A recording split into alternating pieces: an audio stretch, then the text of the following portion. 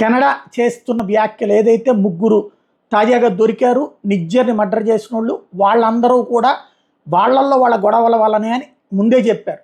కానీ అది భారత జోక్యం ఎంత ఉందో పరిశీలిస్తాం. భారత ఏజెన్సీలు ఈ 20 ఏళ్లలో కుర్రోళ్ళని పంపించి మర్డర్ చేయించడానికి స్కెచ్ చేశారేమో ఎంక్వైరీ చేస్తున్నాం. అట్లాగే కెనడా రాజకీయాలు శాసించడానికి భారత్ ప్రయత్నిస్తోంది అంటూ చేసినటువంటి అభియోగం మీద తీవ్ర ఆగ్రహం వ్యక్తం చేశారు భారత విదేశాంగ శాఖ మంత్రి జయశంకర్.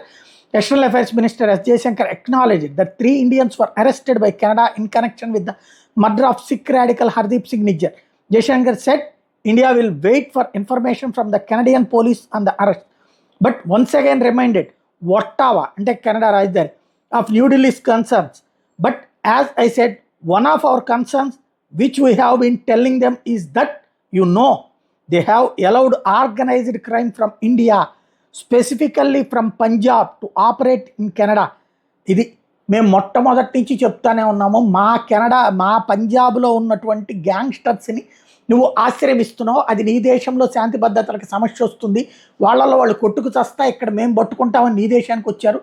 నువ్వు వాళ్ళకి రక్షణ కల్పించడం మాకు సంబంధం లేదని చెప్తున్నావు. వాళ్ళని అనవసరంగా అక్కడ ఉంచుకోవద్దని చెప్పాం. అయినా నువ్వు మాకు వెనక్కి పంపించకుండా ఇప్పుడు మమ్మల్ని అనొద్దని చెప్తున్నారు జయశంకర్.